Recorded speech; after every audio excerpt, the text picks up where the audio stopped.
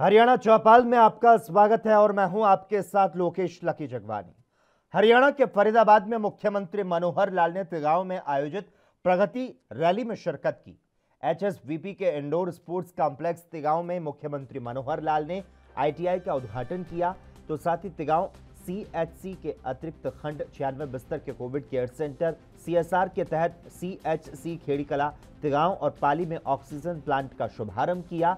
इस कार्यक्रम को संबोधित करते हुए सीएम मनोहर लाल ने कहा कि कोरोना की वजह से आप लोगों से मिलना नहीं हो पाया, उसके बाद सबसे पहली रैली तिगांव की है। विपक्ष भी हमारे बजट पर सवाल नहीं उठा पाया। उन्होंने कहा कि भ्रष्टाचार की वजह से कांग्रेस की हार शुरू हुई, देश कांग्रेस मुक्त भारत की तरफ अग्रसर हो रहा है।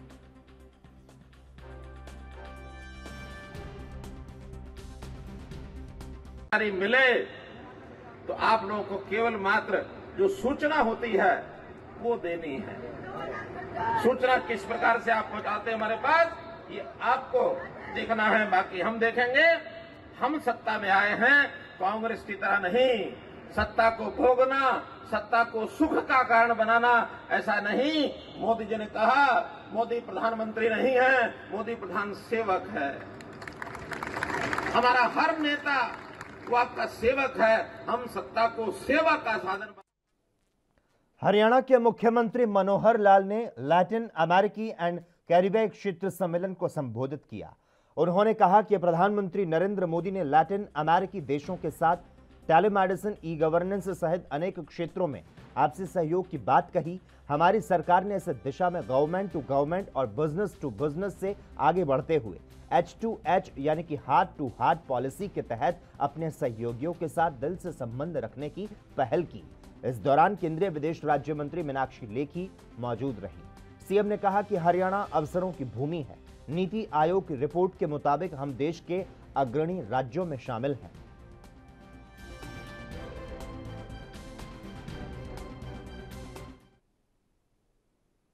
रूस यूक्रेन युद्ध पर हरियाणा के गृह मंत्री अनिल विज ने प्रतिक्रिया देते हुए कहा कि युद्ध किसी समस्या का समाधान नहीं है, लेकिन अगर युद्ध होना है तो आम आदमी पर हमला नहीं होना चाहिए।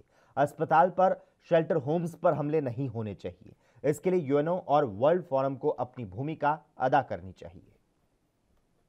युद्ध किसी भी समस्या का समाधान नहीं होता। मसले हमेशा बातचीत से हल हुआ करते हैं, परंतु अगर युद्ध होना भी है तो आम आदमी के ऊपर हमले नहीं होने चाहिए, अस्पतालों पर हमले नहीं होने चाहिए, शेल्टर होम्स पर हमले नहीं होने चाहिए। और ये दायित्व युद्धरत देशों की होती है, जो भी देश युद्ध में शामिल हैं। और अगर इनका उल्लंघन होता है तो WHO को और वर्ल्ड कम्युनिटी को अपना भूमिका अदा करनी चाहिए और आम आदमी की जिंदगी को। यमुनानगर में रोड सेफ्टी और बिजली निगम की समीक्षा बैठक में पूर्व केंद्रीय मंत्री और अंबाला के सांसद रतनलाल कटारिया पहुंचे। कटारिया ने कहा कि कई लोग डिफेक्टिव आंखों से वाहन चलाते हैं, नुकसान करते हैं, कीमती जानें जाती है। उन्होंने कहा कि जो भी वाहन चलाते हैं सभी की आंखों की जांच होनी चाहिए। कटारिया ने कहा कि बैठक में खराब सड़कों और रोड सेफ्टी के मुद्दों पर विस्तार से चर्चा हुई और विभागों के अधिकारियों ने इन समस्याओं को दूर करने के लिए समय मांगा।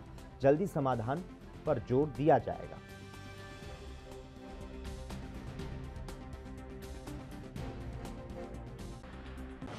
कि सबकी, ड्राइवर्स की, आम जनता के भी, मतलब आपकी भी और मेरी भी, जो वाहन चलाते हैं एक अवेयरनेस ड्राइव चलाई जाए, सबकी आंखों का टेस्ट किया जाए। कई आदमी जो है ना डिफेक्टिव आंखें लिए फिरते हैं और एक्सीडेंट कर देते हैं, जिसका कोई बाद में नुकसान होता है तो उसकी भरपाई नहीं हो पाती। इसी तरह से बिजली विभाग की बड़ी ज़बरदस्त परफॉर्मेंस देखने को मिली है, 95% से भी ऊपर। रोड सेफ्टी वाली मीटिंग भी बहुत बढ़िया हुई है और हमने जो सड़कें खराब हैं, जो पॉइंट्स हैं जहाँ रेड लाइट्स वगैरह हैं, हेलमेट जो नहीं लगाते, यहाँ तक के क्या के फ़ोन लगाते हुए जो कार चलाते हैं, और बहुत सी चीज़ों के ऊपर विस्तार से हमने चर्चा की है। और सड़क दुर्घटना में जो हमारे देश के अंदर जवान बच्चों की जान जा रही है, उसके ऊपर ध्यान आकर्षित करते हुए हमने इस बात का संज्ञान लिया है कि जितना हम रोड सेफ्टी की ओर। हरियाणा में एक बार फिर से सियासी जमीन तलाशने निकले कांग्रेस विधायक कुलदीप बिश्नोई रविवार को सीएम सिटी करनाल में ही सरकार पर बरसे। कार्यकर्ताओं को संबोधित करते हुए उन्होंने कहा कि जिस जीटी रोड बेल्ट से बीजेपी सत्ता में आई, वहीं से बीजेपी को उखाड़ने की शुरुआत होगी और 2024 में राज्य में सरकार बनाएंगे। उन्होंने कहा, जो परंपरागत वोट बैंक 2005 तक चौधरी भजनलाल के साथ कांग्रेस में रहा, वह मेरे कारण ही बीजेपी में शिफ्ट हुआ था। कांग्रेस के उसी परंपरागत वोट बैंक को वापस लाने की शुरुआत करनाल से की है। इस कार्यक्रम से हुड्डा और शैलजा गुट ने दूरी बनाकर रखी। इस संबंध में सवाल के जवाब में बिश्नोई ने कहा, सभी नेता अपने अपने स्तर पर कांग्रेस को मजबूत कर रहे हैं। प्रदेश अध्यक्ष पद के मसले पर उन्होंने कहा कि इसका निर्णय कांग्रेस नेता राहुल गांधी करेंगे। जब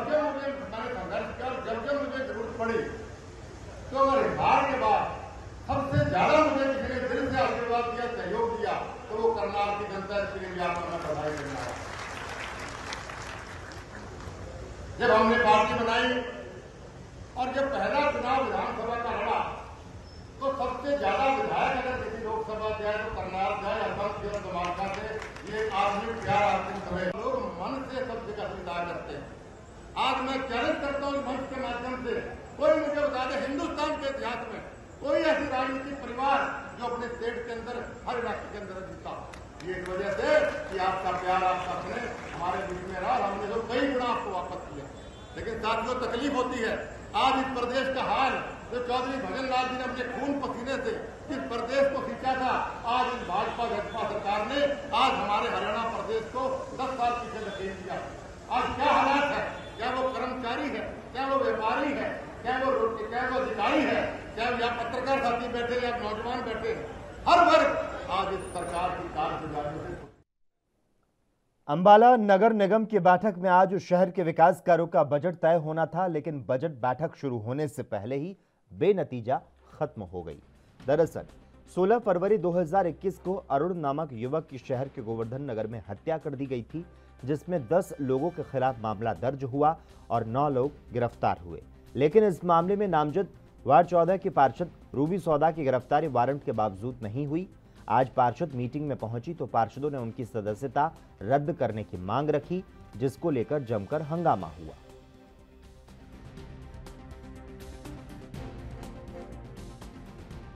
बताया ना आपको? जी, अभी आपको बताया मैडम।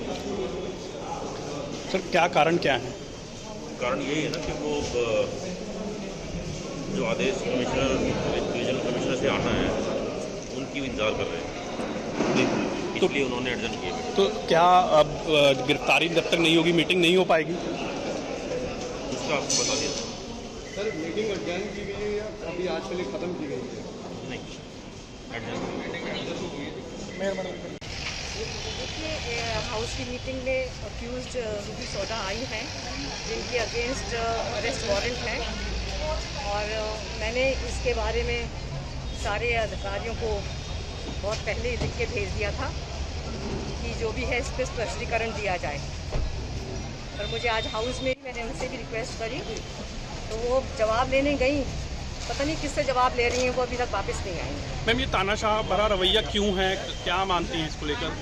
ये तो पुलिस ही बता पाएगी। मैम, आपने अरेस्ट वारंट भी दिया था एसपी? जी हाँ, मेरे पास जो अरेस्ट वारंट आया था, मैंने उसके अगेंस्ट उनको कार्रवाई करने के लिए कहा, और कार्रवाई करने की जगह वो पतली गली से मीटिंग के अंदर हमने मंडल कमिश्नर को पहले ही आगाह कर दिया था। आपको याद होगा कि 21 तारीख को रूबी सौदा की हीरिंग रखी हुई थी, लेकिन आज 28 तारीख हो गई है, जबकि डीए रिपोर्ट भी प्रशासन के पास पहुंच चुकी है, लेकिन जानबूझकर उस फाइल को दबाया हुआ है, क्योंकि ना मंडल कमिश्नर चाहे पुलिस किसी के हाथों में खेल रही है, ना कि वो अपने खुद फैसला दे पा रही है। और हमारा सीधा सीधा विरोध है कि जो एक्यूज्ड है, जिसने एक मर्डर के मामले में एक्यूज्ड है, आप ये समझ सकते हैं कि एक मर्डर मामले में होने के बावजूद उसको गिरफ्तार नहीं किया जा रहा। सीधा सीधा सरकार मिली हुई है, सरकार ही इस तरह के काम करवा रही है। और जहां पर ये सरकार ये कहती थी कि हम भय मुक्त हरियाणा को बनाएंगे, लेकिन आज इतना भय हो चुका है कि जो अरुण का भाई है, जो लगातार लोगों में कहता फिर रहा है कि मेरा जो है केस किसी दूसरी स्टेट में दे दें। आज यहाँ पर आप मैं रूबी की गिरफ्तारी के लिए यहाँ पर आया हूँ जी, कि ताकि रूबी की गिरफ्तारी हो चुकी है, क्योंकि प्रशासन पूरी तरह से उसका सपोर्ट कर रहा है। तो मैं यहाँ तक उसकी आंखें खाना चाहता हूँ कि ताकि उनकी प्रशासन की आंखों से पर्दा उठे और रूबी को गिरफ्तार करे, जो एक मुस्लिम का साथ दे रही है। इतनी मेरे को तो समझ नहीं आ रहा कि पुलिस उस पर इतनी मेहरबान क्यों है जी। अब क्या कहेंगे? तो आपको सब अंधा कानून है, सबको तो पता है कि प्रशासन साथ दे रहा, तो गिरफ्तार कैसे होगी? वो तीन बार वारंट निकलने के बाद भी कोई उसे गिरफ्तार नहीं कर रहा, तो साफ है प्रशासन पूरी सपोर्ट कर रहा है। पहले तो मेरे केस में आयु सपोर्ट कर रहा था, अब तो एसपी साहब भी उसे सपोर्ट कर रहे हैं। तो मैं तो ये चाहता हूँ कि रूबी की गिरफ्तारी की जाए और मेरे भाई को। यमुनानगर नगर निगम के मेयर मदन चौहान का कहना है कि यमुनानगर में जाम की स्थिति में काफी सुधार है। मुख्य बाजार में दुकानों के आगे लगने वाली रेहड़ियों को विशेष जोन में शिफ्ट कर दिया गया।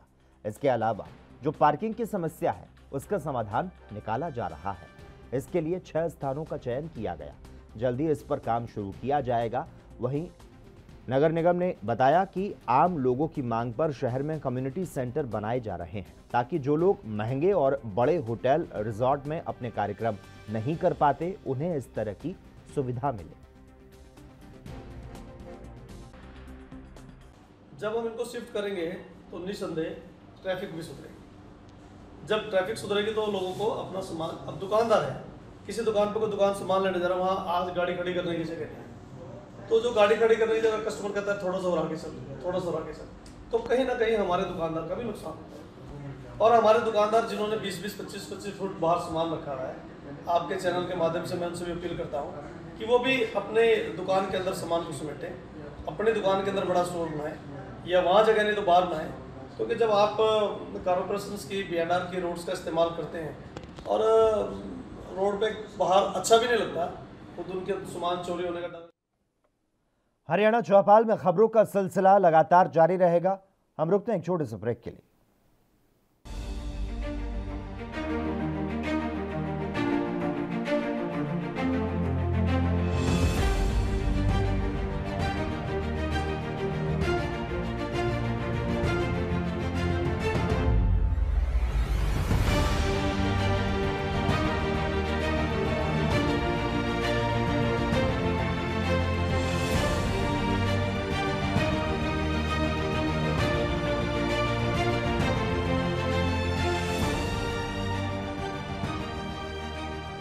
ब्रेक के बाद हरियाणा चौपाल में एक बार फिर से आपका स्वागत है। एक तरफ जहां देश भर में बंद का आह्वान किया गया, वहीं दूसरी ओर हरियाणा के झज्जर और अंबाला में रोडवेज की हड़ताल का कम असर देखने को मिला। अगर बात झज्जर की करें तो यहां रोजमर्रा की तरह हरियाणा रोडवेज की बसें चली। इस पर यूनियन प्रधान रामवीर ने कहा कि अपनी मांगों की वजह से यात्रियों को परेशान नहीं किया जाएगा। जहां तक रास्ता खुला मिलेगा वहां तक बसें जाएंगी। तो वहीं अंबाला में हरियाणा रोडवेज की हड़ताल का मिला जुला असर दिखाई दिया। यहां कैंट में बस सेवा सुचारू चली और सिटी में इक्का दुक्का बसें चली।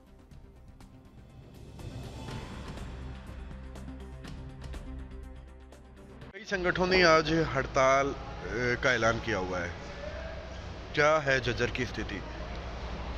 ऐसा जी, संगठनों के जो प्रधान हैं उनसे झज्जर का तालमेल नहीं है। झज्जर का मैं रामवीर प्रधान BMC यूनियन से 1342 से सरकार के साथ है। सरकार ने हमारे गाड़ी चलाने का आदेश दिया। यहाँ पर पूर्ण पे गाड़ी चल रही है। अभी 48 गाड़ी झज्जर से आउट हो चुकी हैं और 35 गाड़ी बहादुरगढ़ से जा चुकी हैं। 6 ट्रेन स्कूल की और सभी गाड़ियाँ रूट पर चलेंगी। जहाँ तक रास्ते खुले होंगे वहाँ तक हमारी गाड़ियाँ जाएंगी। चंडीगढ़ तक रास्ता खुला तो चंडीगढ़ तक जाएंगी, जयपुर तक खुला तो जयपुर तक जाएंगे। बाकी हम पूरी कोशिश कर रहे हैं ताकि सवारियों को अपने गंतव्य स्थान पर पहुँचाया जाए। क्या लगता है ऐसी जो हड़ताल का ऐलान करके सरकार द्वारा कोई काम किया जा सकता है? देखो जी, ये तो अब सरकार का यूनियनों के बीच की बात है। सरकार क्या चाहती है और यूनियन क्या चाहती है तो उनका फैसला है, यूनियनों की क्या मांग है। लेकिन यहाँ पर प्रधानों का हमारा कोई तालमेल नहीं बन रहा प्रधानों से। प्रधान कर्मचारियों को अपशब्द बोलते हैं, कई सेंटर बॉडी के प्रधानों ने कर्मचारियों को अपशब्द बोले। सेंटर बॉडी के प्रधानों ने कर्मचारियों की इंक्वायरी खुलवाई हुई है एप्लीकेशनें लगा के। तो यहाँ किसी प्रधान की हम मीटिंग नहीं होने देंगे। तो कोई भी प्रधान है भाईचारे में सबको बता दिया, भाई देखो हम अपनी गाड़ी चलाएंगे। हमारे को 18 दिन की हड़ताल में भी मैंने पूरे डिपो को चलवाया था, एक दिन भी डिपो बंद नहीं हुआ, सभी गाड़ियाँ चली थी 18 दिन के अंदर भी, और ऐसे ही अभी भी आगे भी कोई हड़ताल होगी तो आगे भी देखी जाएगी। आज 2 दिन की हड़ताल है, उसमें पूर्णतः गाड़ी चलेगी। मैं अश्विनी डोगरा, जीएम रोडवेज अम्बाला। हमने जो भारत बंद को देखते हुए बसों की व्यवस्था हमने पहले से ही प्लान किया हुआ था और कैंट बस अड्डे पे हमने बसों की व्यवस्था की थी। सारा ऑपरेशन हमने यहाँ से किया है शुरू, और सुबह 3 बजे से, क्योंकि आज एक मंडे है, मंडे होने की वजह से यात्रियों की भी संख्या काफ़ी है यहाँ पर अभी कैंट बस अड्डे पे, और हमने सभी रूट्स पे जो है बसों को सुचारू रूप से चलाया है। अभी तक हमारी लगभग 35 बसें जो हैं हमारी रूट्स पे चली गई हैं डिफरेंट, जिसमें चंडीगढ़ रूट है, शिमला रूट है, बैजनाथ है, कुल्लू है जो हिमाचल के हैं, और पंजाब में लुधियाना है, पटियाला रूट्स पे हैं। हमारी सारी रूट्स पे बसें इधर से दिल्ली और जयपुर रूट्स पे हैं। तो हमने सभी रूट्स पे बसें भेजी हैं और पैसेंजर्स को हमने किसी तरह की कोई परेशानी ना आए ये हम सुनिश्चित कर रहे हैं। सर, जम्मू रूट के लिए क्या बसों की व्यवस्था है? और बसों की व्यवस्था बिल्कुल जम्मू रूट के लिए भी है, हमारी बस जाती है, वो शाम को जाएगी बस हमारी, उसका एक टाइम है 5 बजे के करीब है, तो जम्मू जाती है। इसमें हमने ना पुलिस से भी हमारे को फोर्स का काफ़ी अच्छा सहयोग मिला है और पुलिस की व्यवस्था है, जिससे जो है कोई ऑपरेशन में किसी तरह की कोई डिस्टर्बेंस ना हो। हमने इसको एक स्टैंड बाई ऑपरेशन के लिए हमने पुलिस लाइन में भी बसों की व्यवस्था की हुई है, ताकि अगर कोई ऐसी स्थिति आती है तो हम पुलिस लाइन से भी बसों को ऑपरेट करें। पर ऐसी स्थिति आई नहीं है, ऐसी स्थिति कोई आई नहीं है, तो हमने बस अड्डे से ही सारी बसों को चला रहे हैं। प्रयास करेगा ऐसा कोई अभी तक कोई ऐसा नहीं है, और पुलिस की अच्छी व्यवस्था है जिसमें कोई दिक्कत नहीं। हरियाणा रोडवेज के कर्मचारियों की तरफ से 2 दिन की हड़ताल का ऐलान किया गया। ये रोडवेज कर्मचारी अपनी मांगों को लेकर हड़ताल पर गए हैं, लेकिन इस हड़ताल का मिला जुला असर देखने को मिल रहा है। एक तरफ हरियाणा रोडवेज के कर्मचारी धरना लगाकर सरकार और रोडवेज प्रबंधन के खिलाफ नारेबाजी कर रहे हैं, और दूसरी तरफ प्राइवेट बसें चल रही है, तो उसके साथ साथ कई रोडवेज कर्मचारी अपने काम पर हैं। यात्रियों को परेशानी ना हो इसलिए रोडवेज की बसें चलाते हुए कर्मचारी नजर आ रहे हैं।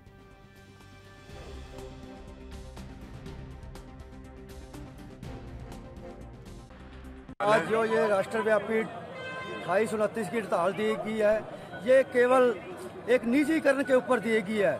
आज 22,000 कर्मचारी पूर्ण हड़ताल पर है, और ये जो 2-4 बसें हमारी बाहर जाती हैं, ये नए अड्डे से घुमा के फिर यहाँ लिखवा लेते हैं। सिर्फ यहाँ कुछ शरारती तत्व है जो अपनी फ़ोटो खिंचवा के और ये करना है। हमारी ना तो कोई तनख्वाह बढ़ाने की मांग है, हम सरकार से एक मांग करते हैं कि हमारे बेड़े में 10,000 नई बसें लाई जाएं और इस निजीकरण के ऊपर पूर्ण रोक लगाई जाए। और मैं ज़्यादा ना कहते हुए, ये किसान मजदूर की सबकी ये साझी हड़ताल है, इसमें किसान भी इसमें शामिल हो चुका है। और आज ये इन महकमों का निजीकरण हो गया तो हमारे ये बच्चों का रोजगार मिले। अगर हमारे बेड़े में 10,000 नई बसें आएंगी तो एक बस पे 7 आदमियों का रोजगार मिलता है। बेड़े में 10,000 बसें आएंगी तो इससे हरियाणा के जो युवा बेरोजगार हैं उनको 30-30 हजार युवाओं को रोजगार मिलेगा, और जो नए कर्मचारी हैं इनको पुरानी पेंशन दी जाए, जैसे पुराने कर्मचारियों को पेंशन मिलती है, नए कर्मचारियों को भी ऐसी पेंशन दी जाए। क्योंकि सरकार का जो एमएलए एमपी एक दिन बनता है वो पेंशन लेता है, और कर्मचारियों को पेंशन देने पर तो सरकार बसें कहीं चल भी रही हैं, क्या कहेंगे, क्या कहना चाहिए? ऐसा है जी, ये तो हर जगह होता है। 5-4 मान लो सरकार के दलाल, अधिकारियों के दलाल और कुछ जयचंद भी होते हैं जो ऐसे काम करते हैं। हाँ, बसें चल रही हैं, हमारी स्मूथ ऑपरेशन चल रहा है। 40 के लगभग बसें हमारी यहाँ से निकल चुकी है, और रात को भी हमने काफ़ी बसें निकाल दी थी, वो रूट है चली हुई है। और स्मूथ ऑपरेशन चलेगा। मतलब जो सुबह निकल गई अब नहीं निकल पा रही? नहीं, आए हुए हैं, स्टाफ आया हुआ है, अभी निकलेगी। तो जैसे भीड़ होगी उस हिसाब से निकाल रहे हैं, बस आ रही है हमारी। तो क्या मांगे हैं इनकी जिसको लेकर हड़ताल है? ये इनकी मांगे नेशनलाइज है वैसे तो ये, और रोडवेज में ये बसों की डिमांड कर रहे हैं, बसें आई 2 दिन की है। हाँ, 2 दिन की रहेगी। हड़ताल का कुछ पता नहीं था, बट हम अभी आए हैं तो काउंटर खाली पड़ा है, काउंटर पे कोई है नहीं। अब वेट कर रहे हैं कि वेट के लिए कोई मिले, काउंटर पे कोई आए। तो कितनी दिक्कत आ रही है? कहाँ जाना है आपने? हमें तो दिल्ली जाना है, पर दिक्कत तो है ही, जब काउंटर पे कोई नहीं है। या तो पूछताछ केंद्र होना चाहिए तो यात्रियों को पता लग सके कि कहाँ से कहाँ क्या करना है। अभी तो यहाँ कुछ पता नहीं लग पा रहा है। हड़ताल पर है, कितनी दिक्कत हो रही है? जी बहुत दिक्कत हो रही है जी, बच्चों को आने जाने में जी। यहाँ पे काफ़ी भीड़ लगी हुई है जी, सुबह से खड़े हैं जी हम यहाँ पे। अभी तक हमें नीलोखेड़ी जाना था जी, अभी तक निकल है जी। हमारे कॉलेज में 9 बजे का टाइम था जी, यहीं पे 9:30 बज गया जी हमें। तो बच्चों का काफ़ी नुकसान हो रहा है जिससे काफ़ी बच्चों के एग्जाम चले हुए हैं जी, कोई एग्जाम में पहुँचने के लिए। पहले कोई जानकारी दी आपकी हड़ताल? नहीं, पहले हमें 2 दिवसीय हड़ताल के चलते जहां हरियाणा में विभिन्न कर्मचारी संगठन कर्मचारियों के मुद्दे पर एकजुट होकर हड़ताल को कामयाब करने में जुटे हैं, वहीं प्रदेश सरकार ने हड़ताल के दौरान सरकारी संपत्ति को नुकसान ना हो उसके लिए पुलिस अधिकारियों के साथ ही ड्यूटी मजिस्ट्रेट तैयार किए हैं। यमुनानगर में हड़ताल के दौरान पुलिस सुरक्षा में बसें चलाई जा रही है। रोडवेज महाप्रबंधक बालक राम का दावा है कि निर्धारित समय से सभी बसें चल रही हैं।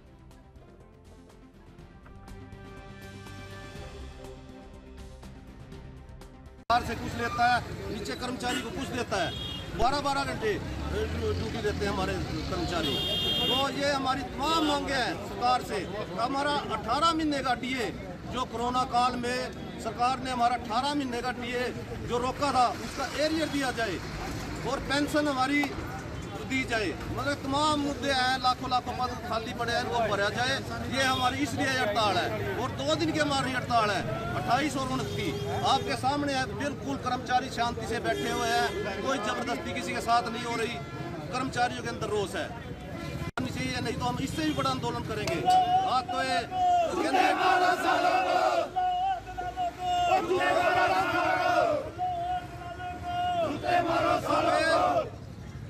बेरोजगारों की लाइनें लंबी हैं।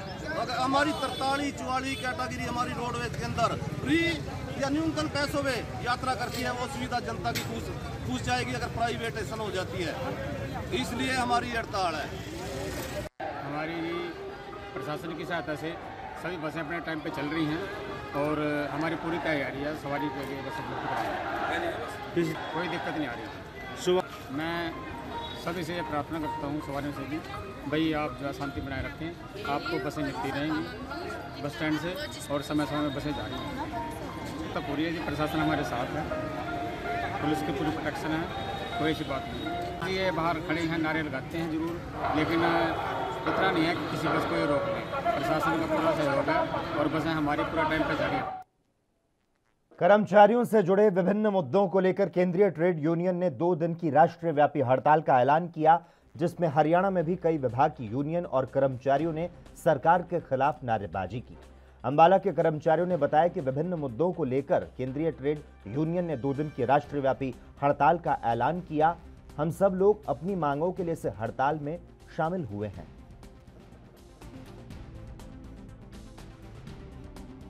पूरे हिंदुस्तान में आज LIC, GIC, बैंक, रेलवे, बिजली बोर्ड, रोडवेज सारों की आज स्ट्राइक है, जिसमें बैंक वालों ने भी उनकी मांगों का समर्थन करके आज स्ट्राइक की है।